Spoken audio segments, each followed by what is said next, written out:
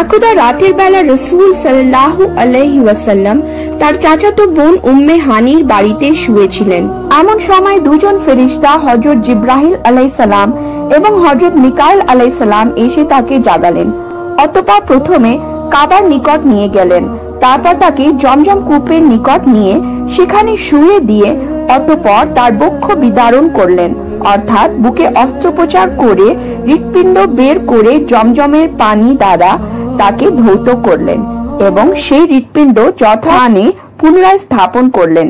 এমনটা করার উদ্দেশ্য ছিল ঊর্ধ্ব জগতের পরিবেশ সহ্য করার মতো যোগ্যতা এবং আল্লাহ তাআলার দিদার লাভ করার মতো শক্তি আর আল্লাহর কালাম শুনে বরদাস্ত করার মতো ক্ষমতা তার অন্তরে তৈরি করে দেওয়া।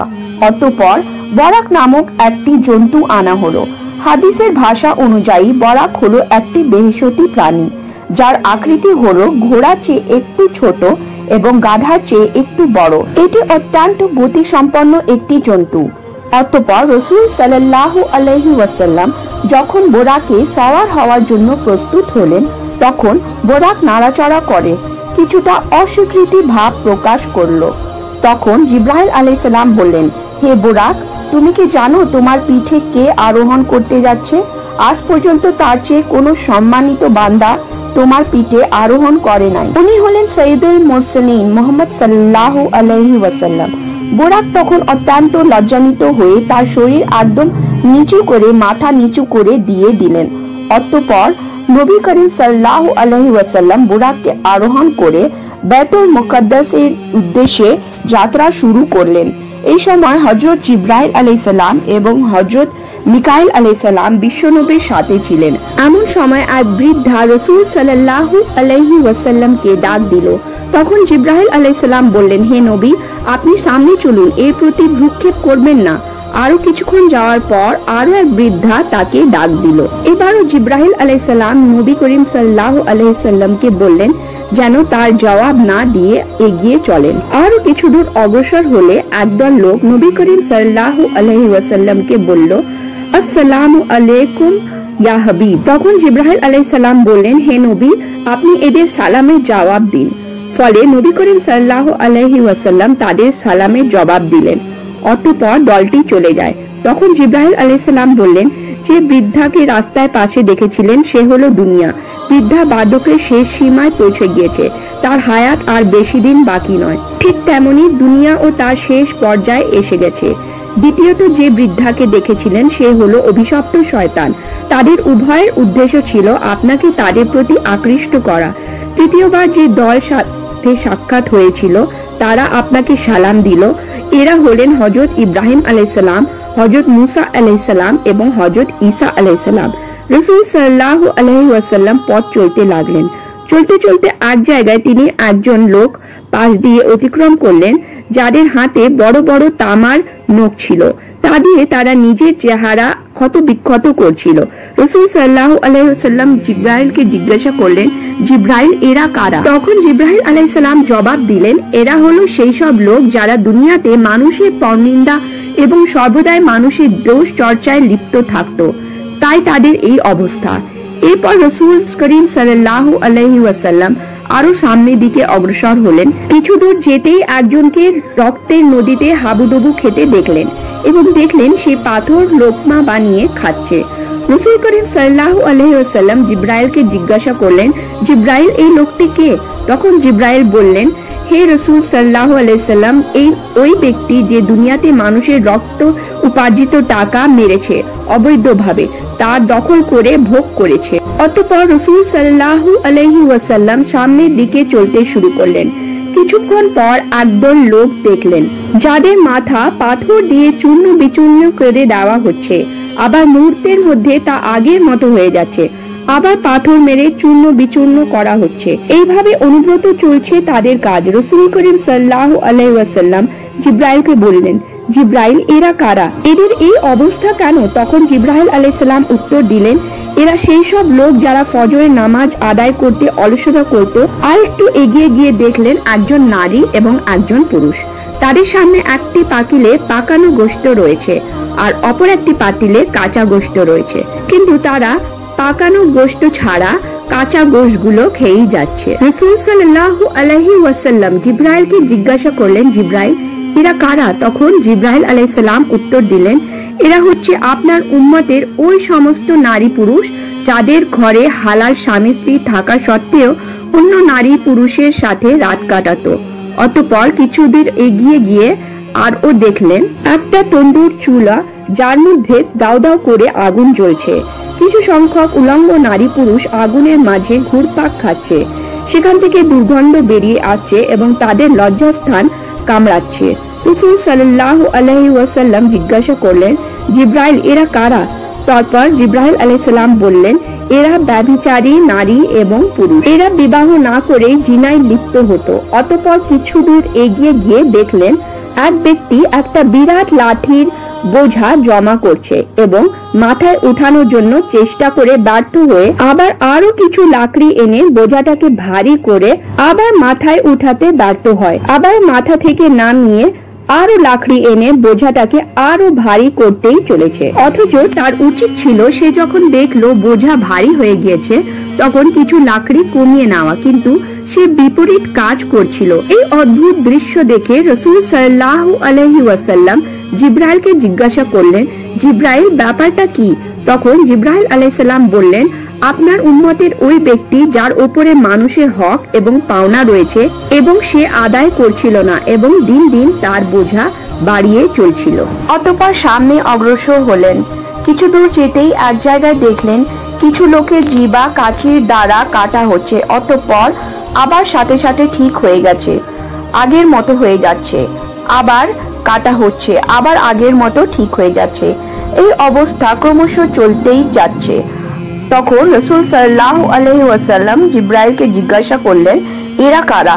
জিব্রাইল আলাইহিস সালাম জবাব দিলেন, এরা সেই সমস্ত লোক যারা মানুষকে উপদেশ দিয়ে কিন্তু নিজেরা সেই উপদেশ অনুযায়ী আমল করত না। এভাবে অনেক ঘটনা প্রবাহের মধ্য দিয়ে রাসূল করিম সাল্লাল্লাহু আলাইহি ওয়াসাল্লাম বাইতুল মুকদ্দাস পৌঁছে গেলেন। সেখানে গিয়ে তিনি বরাতটিকে বেঁধে রাখলেন। রাসূল সাল্লাল্লাহু আলাইহি ওয়াসাল্লামকে অভ্যর্থনা জানানোর জন্য সমস্ত আম্বিয়াগণকে আল্লাহ রাব্বুল আলামিন সেখানে উপস্থিত করে রেখেছিলেন। সাথে সাথে সেখানে অনেক ফেরেশতা আগমন করেছিলেন। এরপর হযরত জিব্রাইল আলাইহিস সালাম আজান দিলেন এবং ইমামতির জন্য রাসূল পাক সাল্লাল্লাহু আলাইহি ওয়াসাল্লামকে আগে বাড়িয়ে দিলেন। ফলে তিনি সমস্ত নবী রাসূলগণের ইমাম হয়ে 2 রাকাত নামাজ আদায় করলেন। নামাজ শেষে তিনি বিশেষ বিশেষ নবী রাসূলদের সঙ্গে সাক্ষাৎ করলেন। তার সবাই তাকে অভ্যর্থনা জানান এবং তার প্রশংসা করেন। এরপর যখন তিনি মসজিদ থেকে বের হয়ে আসলেন তখন তার সামনে 3টি পেয়ালা পেশ করা হলো। একটি ছিল পানির পেয়ালা, আরেকটি দুধের পেয়ালা, আরেকটি ছিল শরাবের পেয়ালা। নবী করিম সাল্লাল্লাহু আলাইহি ওয়াসাল্লাম দুধের পেয়ালা গ্রহণ করলেন। তখন জিব্রাইল আলাইহিস সালাম বললেন, ইয়া রাসূলুল্লাহ, আপনি ফিতরাতকে অবলম্বন করেছেন। যদি আপনি শরাবের পেয়ালা গ্রহণ করতেন তাহলে আপনার উম্মত গোমরাহ হয়ে যেত, আর যদি আপনি পানি গ্রহণ করতেন তাহলে আপনার উম্মত ডুবে মরত। অতঃপর জান্নাত থেকে বাইতুল মুকদ্দাস পর্যন্ত একটি রাস্তা স্থাপন করা হয়। তখন রাসূল সাল্লাল্লাহু আলাইহি ওয়াসাল্লাম যাত্রা শুরু করলেন ঊর্ধ্ব আকাশে। সাথে ছিলেন হযরত জিব্রাইল আলাইহিস সালাম আরো অসংখ্য ফেরেশতাগণ। চলতে চলতে এক পর্যায়ে রাসূল করিম সাল্লাল্লাহু আলাইহি ওয়াসাল্লাম প্রথম আকাশে গিয়ে পৌঁছলেন। জিব্রাইল আলাইহিস সালামকে দারোয়ান জিজ্ঞাসা করলো, কে? জিব্রাইল আলাইহিস সালাম বলে দিলেন, আমি জিব্রাইল। আবারও বিতর্ক প্রশ্ন করা হলো, আপনার সাথে কি কেউ আছেন? জিব্রাইল আলাইহিস সালাম উত্তর দিলেন, হ্যাঁ, আমার সাথে আছেন রাহমাতুল লিল আলামিন মুহাম্মদ সাল্লাল্লাহু আলাইহি ওয়াসাল্লাম। আবারও প্রশ্ন করা হলো, তাকে আনতে পাঠানো হয়েছিল কি? জিব্রাইল আলাইহিস সালাম উত্তর দিলেন। এরপর দারোয়ান প্রথম আকাশের দরজা খুলে দিলেন। ফলে নবী করিম সাল্লাল্লাহু আলাইহি ওয়াসাল্লাম প্রথম আকাশে সেখানে উঠে একজন বৃদ্ধ লোককে বসে থাকতে দেখলেন। ইব্রাহিম আলাইহিস সালাম বললেন, হে নবী, আপনি তাকে সালাম করুন, উনি হচ্ছে আপনার পিতা হযরত আদম আলাইহিস সালাম। পরে রাসূল সাল্লাল্লাহু আলাইহি সাল্লাম তাকে সালাম দিলেন।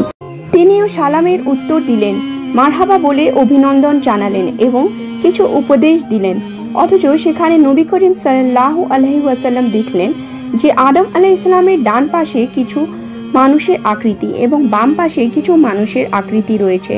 তিনি যখন ডান দিকে তাকান তখন তিনি আনন্দিত হন, আর যখন বাম দিকে তাকান তখন তিনি কান্নায় ভেঙে পড়েন। রাসূল সাল্লাল্লাহু আলাইহি ওয়াসাল্লাম জিজ্ঞাসা করলেন, এর কারণটি কি? উত্তরে জিবরাইল আলাইহিস সালাম বলেন, তার ডান পাশে যে আকৃতিগুলো দেখছেন এরা হলো আসহাবুল আমিন, তারা জান্নাতবাসী হবে। আর বাম পাশে যে আকৃতিগুলো দেখছেন এরা হলো আসরাফুল শিমাল, জাহান্নামী হবে। যখন তিনি ডান দিকে তাকান তখন তিনি জান্নাতবাসী সন্তানদেরকে দেখে আনন্দিত হন, এবং যখন বাম দিকে তাকান তখন জাহান্নামবাসী সন্তানদেরকে দেখে কান্নায় ভেঙে পড়েন। এরপর তিনি দ্বিতীয় আসমানে গিয়ে উঠলেন এবং আগের মতো প্রশ্ন উত্তরের পর দারওয়ান গেট খুলে দিল। তিনি ভেতরে প্রবেশ করলে বিশ্বনবী হযরত ঈসা আলাইহিস সালাম এবং হযরত ইয়াহইয়া আলাইহিস সালামের সঙ্গে সাক্ষাৎ করলেন। এরপর তিনি চলে যান তৃতীয় আসমানে, সেখানে সাক্ষাৎ হয় হযরত ইউসুফ আলাইহিস সালামের সাথে। এরপর বিশ্বনবী চলে যান চতুর্থ আসমানে, সেখানে দেখা হয় হযরত ইদ্রিস আলাইহিস সালামের সাথে। এরপর তিনি পঞ্চম আসমানে চলে যান, সেখানে হারুন আলাইহিস সালামের সাথে দেখা হয়। ষষ্ঠ আসমানে মুসা আলাইহিস সালামের সাথে সাক্ষাৎ হয় এবং সব শেষে সপ্তম আসমানে হযরত ইব্রাহিম আলাইহিস সালামের সাক্ষাৎ হয়। সেখানে গিয়ে তিনি দেখলেন একজন বৃদ্ধ বাইতুল মামুর হেলান দিয়ে বসে আছেন। বাইতুল মামুর হলো দুনিয়ার বাইতুল্লাহর সোজা ওপরে সপ্তম আকাশে।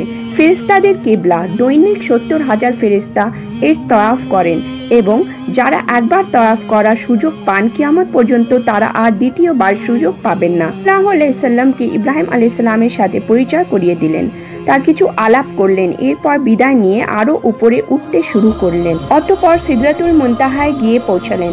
সেখানে তিনি জান্নাতের সকল স্তরে ঘুরে দেখলেন এবং তার জন্য বরাদ্দকৃত ঘরটি দেখলেন। তাতে প্রবেশ করতে চাইলে বিশ্বনবী সাল্লাল্লাহু আলাইহি ওয়াসাল্লামকে জিবরাইল আলাইহিস সালাম বললেন, হে নবী, এখনো আপনার দুনিয়াতে সময় বাকি আছে। অতঃপর সিদরাতুল মুনতাহা ভ্রমণ শেষে হযরত জিবরাইল আলাইহিস সালাম বললেন, ইয়া রাসূলুল্লাহ, এবার আপনি একা যান। রাসূল করিম সাল্লাল্লাহু আলাইহি ওয়াসাল্লাম বললেন, কেন ভাই জিবরাইল, আপনি কি যাবেন না সাথে আমার? জবাবে জিবরাইল আলাইহিস সালাম বললেন, ইয়া রাসূলুল্লাহ, এখন যদি একটু বিন্দু পরিমাণও উপরে যাই তাহলে আল্লাহর তাজ্জালিতে আমার সমস্ত পাখা জ্বলে পুড়ে ছাই হয়ে যাবে। তাই এবার বিশ্বনবী একাকী চললেন। নিস্তব্ধ নীরব এলাকা, কোনো সারা শব্দ নেই, সঙ্গীহীন এক অদৃশ্য ইশারায় সম্মুখ পানে এগিয়ে চলেছেন। এমন সময় হঠাৎ করে তার সামনে এক মন মুগ্ধকর সবুজ রঙের সিংহাসন এসে উপস্থিত হলো, যাকে কুরআনের ভাষায় রফরফ বলা হয়। অতঃপর রাসূল করিম সাল্লাল্লাহু আলাইহি ওয়াসাল্লাম ওর উপরে উঠে বসলেন। অতঃপর নবী করিম সাল্লাল্লাহু আলাইহি ওয়াসাল্লামকে নিয়ে আরো উপরের দিকে চলল। এই সফরে তিনি আল্লাহর নিদর্শন দেখলেন, বিশাল বিশাল এলাকা অতিক্রম করলেন এবং বিরাট বিরাট ফেরেশতাদেরকে বিভিন্ন দায়িত্বে নিয়োজিত থাকা অবস্থায় দেখলেন। এক পর্যায়ে তিনি এক জায়গায় গিয়ে দেখলেন এক দীর্ঘদেহী আকৃতি বিশিষ্ট একজন ফেরেশতা একটি চেয়ারে বসে আছে। তার হাতে রয়েছে একটি নূরের ফলক আর পাশে একটি বিরাট গাছ, যাকে বলা হয় শাজারাতুল ইয়াকিন। এর প্রতিটি পাতায় দুনিয়াবাসীদের জন্য এক একজনের নাম ঠিকানা লিপিবদ্ধ রয়েছে। তিনি একাগ্র চিত্তে তার হাতের ফলকটি দেখছেন আর একটু পরপর গাছের পাতার দিকে তাকাচ্ছেন। তিনি এই কাজে এত মশগুল যে রাসূল করিম সাল্লাল্লাহু আলাইহি ওয়াসাল্লাম তাকে সালাম দিলেন, কিন্তু তিনি তার দিকে না তাকিয়ে কেবল মাথাটা নেড়ে তার সালামের জবাব দিলেন। একটু পরে কি যেন ভেবে মাথা উঠালেন। তার চেহারা দেখে নবী করিম সাল্লাল্লাহু আলাইহি ওয়াসাল্লাম কিছুটা ভীত হয়ে পড়লেন। আসলে উনি হলেন হযরত আজরাইল আলাইহিস সালাম। এবার তিনি রাসূল সাল্লাল্লাহু আলাইহি ওয়াসাল্লামকে অভিনন্দন জানালেন এবং বললেন, হে নবী, আপনার যাত্রা শুভ হোক, আপনার এবং আপনার উম্মতের জন্য কল্যাণকর হোক। আজরাইল আলাইহিস সালামের এমন সুন্দর আচরণ দেখে নবীর ভয় কেটে গেল। তাই তিনি জিজ্ঞাসা করলেন, আপনি একা গোটা পৃথিবীর সকল প্রাণীর জান কবজ কিভাবে করেন? তখন আজরাইল আলাইহিস সালাম বলেন, ইয়া রাসূলুল্লাহ, আমার হাতে যে ফলকটি দেখছেন এতে সমস্ত মানুষের নাম ঠিকানা লিখিত রয়েছে। ঠিক তেমনি ভাবে এই গাছের প্রতিটি পাতা পাতায় অনুরূপ নাম ঠিকানা রয়েছে। যখন কারোর মৃত্যুর সময় হয় তখন তার নামের পাতাটা ধীরে ধীরে হলুদ বর্ণ ধারণ করতে থাকে। নিজের দায়িত্বে নিয়োজিত ফেরেশতা তার রিজিক তার কাছে পৌঁছে দেন। এক পর্যায়ে পাতা শুকিয়ে ঝরে পড়লে তখন আমি ফলক থেকে তার নাম মুছে ফেলি এবং তার রূহ কবজ করি। সামনে যদি একটি থালার মাঝে কতগুলো পেপড়া রেখে দেওয়া হয় তখন আপনি যেখান সেখান থেকে ইচ্ছা মারতে থাকবেন। ঠিক তেমনি গোটা পৃথিবী আমার সামনে একটি থালার মতো। সুতরাং আমি যেখানে ইচ্ছা সেখানে যেটা ইচ্ছা ধরে আনতে পারি। হাদিসের ভাষা অনুযায়ী আজরাইল আলাইহিস সালাম হলেন মালিকুল মউত।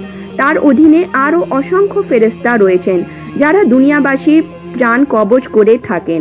আজরাইল আলাইহিস সালামকে যে সব জায়গায় যেতে হবে এটা কোনো জরুরি কথা নয়। তখন রাসূল করিম সাল্লাল্লাহু আলাইহি ওয়াসাল্লাম হযরত আজরাইল আলাইহিস সালামকে বললেন, ভাই আজরাইল, আপনি যখন মানুষের জান কবজ করেন তখন ওই ব্যক্তির কি রকম কষ্ট হয়? তখন আজরাইল আলাইহিস সালাম বললেন, আল্লাহর নবী ইদ্রিস আলাইহিস সালাম মৃত্যুর আগে মৃত্যুর স্বাদ অনুভব করতে চেয়েছিলেন। আমি আল্লাহর নির্দেশে তার রূহ কবজ করে আবার ফেরত দিয়ে দিই। তারপর তার অনুভূতি সম্পর্কে জিজ্ঞেস করেছিলাম। তিনি বলেছিলেন, আমার কাছে মনে হয়েছিল যেন আমার দেহ থেকে চামড়া খুলে নেওয়া হয়েছে। তখন আমি বললাম, আল্লাহর শপথ, আপনার চেয়ে সহজ করে আজ পর্যন্ত আমি কারোর জান কবজ করিনি। এ কথা শুনে রাসূল সাল্লাল্লাহু আলাইহি ওয়াসাল্লাম বিচলিত হয়ে উঠলেন, চিন্তিত হয়ে গেলেন উম্মতের কথা মনে করে। তখন আজরাইল আলাইহিস সালাম বললেন, তবে ইয়া রাসূলুল্লাহ, আপনার উম্মতের মাঝে যারা নেককার দিনকার তাদেরকে এমন ভাবে জান কবজ করার নির্দেশ আমাকে দেওয়া হয়েছে যেমন বাচ্চা তার মায়ের কোলে দুধ খেতে খেতে ঘুমিয়ে যায়, কিছু ঢের পায় না। অতঃপর নবী করিম সাল্লাল্লাহু আলাইহি ওয়াসাল্লাম এই কথা শুনে কিছুটা চিন্তা মুক্ত হলেন। তারপর নবী করিম সাল্লাল্লাহু আলাইহি ওয়াসাল্লাম আরো উপরে উঠতে লাগলেন। চলতে চলতে এমন এক জায়গায় গিয়ে পৌঁছলেন যেখানে কোনো প্রাণী আছে বলে মনে হচ্ছিল। নীরব নিস্তব্ধ এলাকা। তিনি কিছুটা ভীত হয়ে পড়লেন। এমন সময় গায়েবী আওয়াজ এলো, ইয়া রাসূলুল্লাহ, আপনি ভীত হবেন না, আপনি বিচলিত হবেন না, আপনি আরশের আজিমের সামনে আছেন। আপনার পালনকর্তা রব্বুল আলামিন আপনার সম্মুখে রয়েছেন। আপনি যা কিছু হাদিয়া পেশ করার তা পেশ করুন। আল্লাহর কথা শুনে রাসূল করিম সাল্লাল্লাহু আলাইহি ওয়াসাল্লাম চিন্তায় পড়ে গেলেন। কি হাদিয়া পেশ করবেন? আল্লাহ তাআলা তো সবচেয়ে ধনী, তিনি আরশের মালিক, তিনি লৌহে মাহফুজের মালিক, তিনি আসমান ও জমিনের মালিক, তিনি সকল ধন সম্পদের মালিক। সব চিন্তা করতে করতে রাসূল সাল্লাল্লাহু আলাইহি ওয়াসাল্লাম সিজদায় পড়ে গেলেন এবং বললেন, আত্তাহিয়াতু লিল্লাহি ওয়া সালাওয়াতু, আমাদের সকল সালাম শ্রদ্ধা, আমাদের সব নামাজ এবং ইবাদত সব একমাত্র আল্লাহর উদ্দেশ্যে।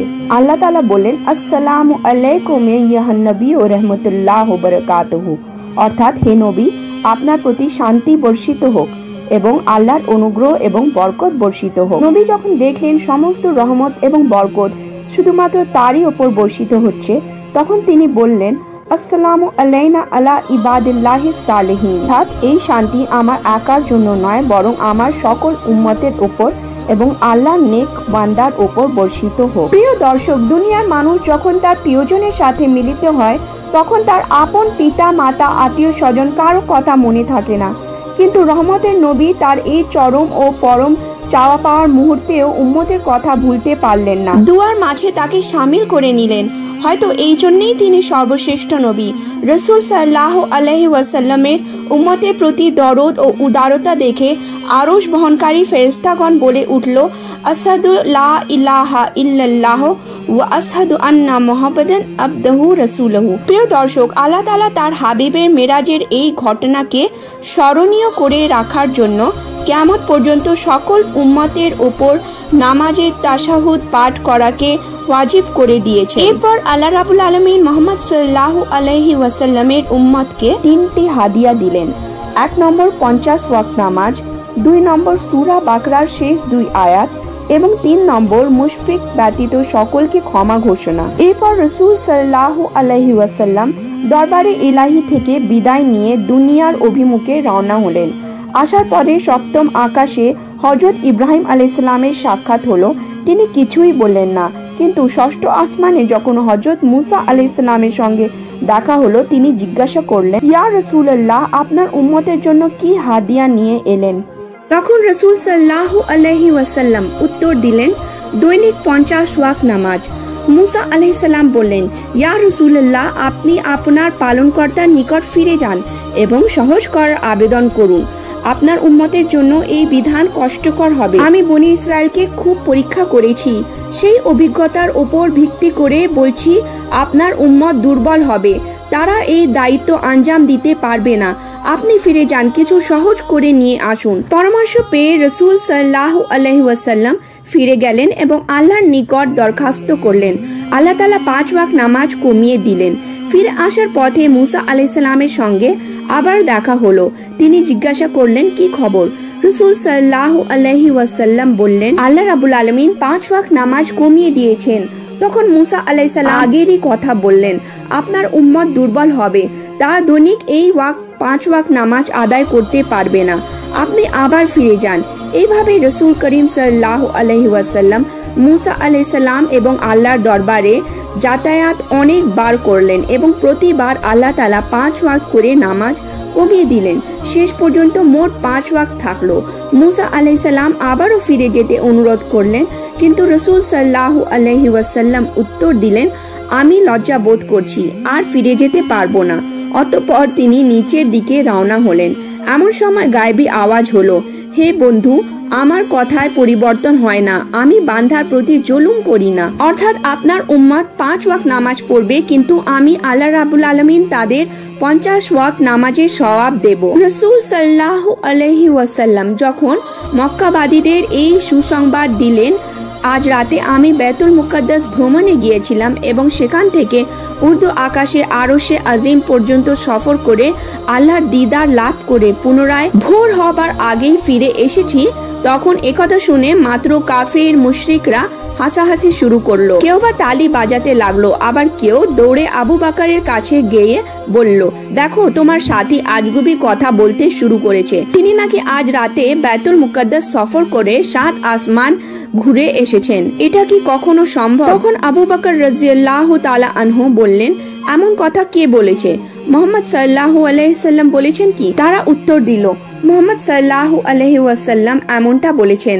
তখন আবু বকর রাদিয়াল্লাহু তাআলা আনহু বললেন, আমি খোদার কসম করে বলছি, জমিন তার জায়গা থেকে সরে যেতে পারে, আসমান বদলে যেতে পারে, চন্দ্র সূর্য আলো শূন্য হতে পারে, কিন্তু আমার মেহবুব মুহাম্মদ সাল্লাল্লাহু আলাইহি ওয়াসাল্লাম কখনো মিথ্যা বলতে পারেন না। সেদিন থেকে তার উপাধি হলো সিদ্দিক, অর্থাৎ সত্যবাদী। তাকে পরীক্ষা করার জন্য বিভিন্ন বিষয়ে জিজ্ঞেস করতে লাগলো এবং এই বিষয়টা নিশ্চিন্ত হওয়ার জন্য তারা বাইতুল মুকাদ্দাসে একাধারে 17 বছর অবস্থান করেছে এমন একজন ব্যক্তিকে নিয়ে তার সামনে দাঁড় করিয়ে দিল। সে তাকে জিজ্ঞাসাবাদ শুরু করলো। সে বলল, আচ্ছা বলুন তো বাইতুল মুকাদ্দাসের দরজা কয়টা এবং জানলা কয়টা? রাসূল করিম সাল্লাল্লাহু আলাইহি ওয়াসাল্লাম প্রথমে কিছুটা বিব্রত অবস্থায় পড়ে গেলেন, কেননা তিনি তো বাইতুল মুকাদ্দাসের দরজা জানলা গুনতে সেখানে যাননি। এই অবস্থায় আল্লাহ পাক সাথে সাথে বাইতুল মুকাদ্দাসকে নবী করিম সাল্লাল্লাহু আলাইহি ওয়াসাল্লামের সামনে তুলে ধরলেন। রাসূল করিম সাল্লাল্লাহু আলাইহি ওয়াসাল্লাম বাইতুল মুকাদ্দাসকে দেখে দেখে গুনে গুনে বলে দিলেন। এত কিছু হওয়ার পরও একজন মহিলা বলে উঠল, এই সবকিছু জাদু। দুঃখজনক হলেও সত্য যে কাফেররা তার কথায় বিশ্বাস করলো না। এই ছিল আমাদের আজকের বিশ্বনবীর মেরাজ গমনের ঘটনাটি। প্রিয় দর্শক, ভিডিওটি আপনাদের কাছে কেমন লেগেছে অবশ্যই কমেন্ট করে জানাবেন।